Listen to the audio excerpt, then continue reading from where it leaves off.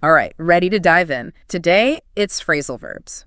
Those combos of words that, well, sometimes make English a bit of a puzzle. Oh yeah, they can be tricky. And the deeper you go with them, the more you see how much they're everywhere in how we talk and write. It really hit me when I first started noticing them. It was like, hold on, why did these two little words together mean something totally different? It's funny, right? Native speakers don't think about it much, but for anyone learning English, phrasal verbs can be really confusing. They don't always play by the rules. You can say that again. You can't just look up each word separately and think you've got it. It's like their own secret code. So to break it down, what exactly is a phrasal verb? Simply put, it's a verb combined with another word, usually a preposition or an adverb, which we call a particle, and together, boom, you get a whole new meaning, often totally different from the original verb. It's like taking two simple ingredients and mixing them up to make something new and unexpected. Flour and water, basic on their own, but combine them. You get the basis for so many amazing baked goods. That's a great way to put it. And just like baking, there are different types of phrasal verbs. We've got intransitive phrasal verbs. Those are kind of like your standalone ingredients. They work all on their own. Okay, I need an example, something I can picture. Think of breakdown, like the call broke down. You don't need any other info, right? The car stopped working. That's intransitive. Got it. But you said there are other types, right? Some that are a bit more, well, complex. There are. We've got transitive separable phrasal verbs. As the name gives away, they can be separated. They need an object to make sense, and that object can either go before or after the particle. So they keep us guessing. Example, please. Turn down, like turn down the music. Yeah. Or you can say turn the music down. Both are correct. Both mean the same thing. So the object can move around a bit with these guys. I'm seeing how these phrasal verbs can be tricky. What about the last type? There's one more, right? Right. Transitive inseparable phrasal verbs.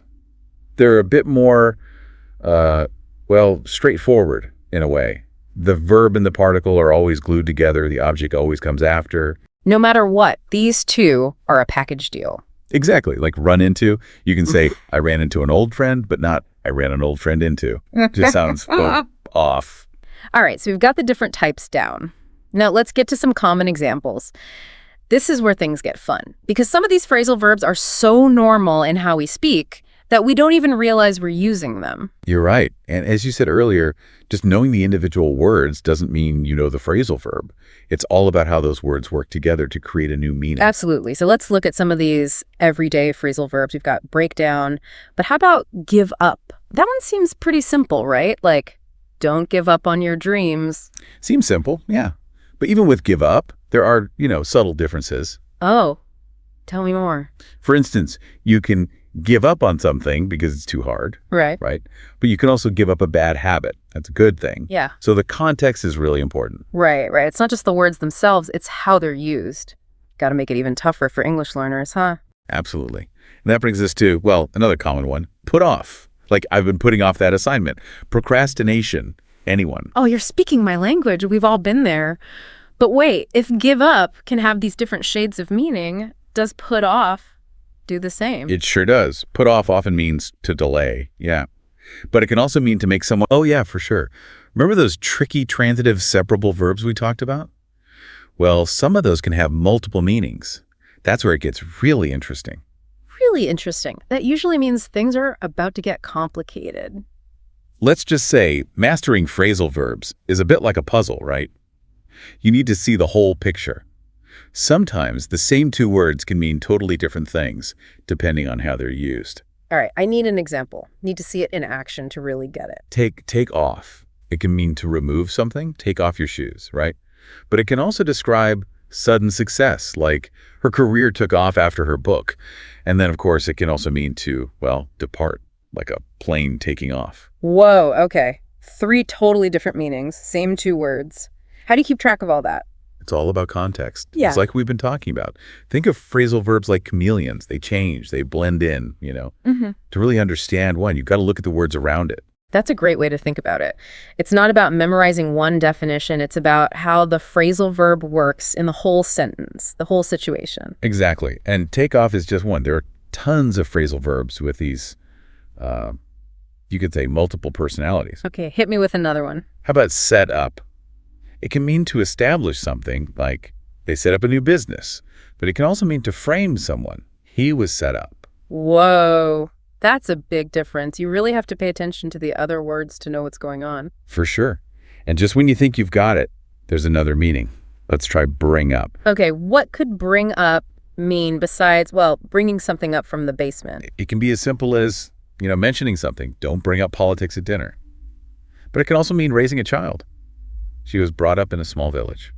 So the same two words can mean talking about politics or how someone was raised. That's amazing. It's like each phrasal verb is this puzzle. It is. And the more you work on these puzzles, the more you see how interesting and complex English really is. All right, so we know phrasal verbs can be tough. Yeah. Especially when they have a bunch of different meanings. But how can we, as English speakers or learners, get better at using them? Any advice? Well, honestly, one of the best things is to just pay attention to how they're used in real life. When you're watching movies, reading, even just talking to people. It's like learning by doing, right? Just absorbing it all. Exactly. And don't be afraid to make mistakes. The more you use them, the more comfortable you'll get. Mistakes are part of the process. Yeah. But what about some more, structured ways to learn them? Any tips for really making them stick? One thing that helps me is grouping them by topic. Like, if you're planning a trip, focus on phrasal verbs about travel.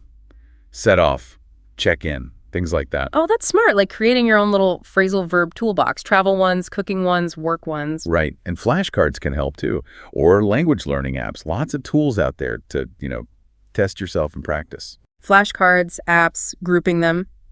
Good practical advice. But I'm also curious about where these phrasal verbs come from. Are there any interesting stories behind them? Many of them do. Like look up to, meaning to admire someone. It probably came from, actually looking up at someone taller than you. It's pretty cool how these everyday phrases have, these historical connections. Wow, that is cool. Like each phrasal verb has its own little history. It makes them more fun to learn when you know where they come from. I agree. It's those little bits of history that make a language come alive, Yeah. And suddenly these seemingly random phrasal verbs, they make more sense. Like we're uncovering some secret code, right? Seeing this whole other layer of meaning in English. That's a great way to put it. Yeah. And the more you see those layers, the more you appreciate phrasal verbs, even if they, trip you up sometimes. So as we wrap up our deep dive into phrasal verbs, what's the main takeaway you want our listeners to remember? I think the most important thing is to, just be curious. Be open to exploring. Don't be afraid to try them out, make mistakes, have fun with it. I love that. It's not about being perfect. It's about the journey. It's about realizing that language is always changing. And phrasal verbs, they show us how creative we can be with language. Well said. So to everyone listening, keep exploring, keep practicing, and have fun with English. And here's a challenge for you. See how many phrasal verbs you can spot in, the next movie you watch or book you read. You might be surprised how many there are. Like a little treasure hunt. Exactly. Keep your ears open, and who knows? You might even find a new favorite phrasal verb. Until next time, happy learning.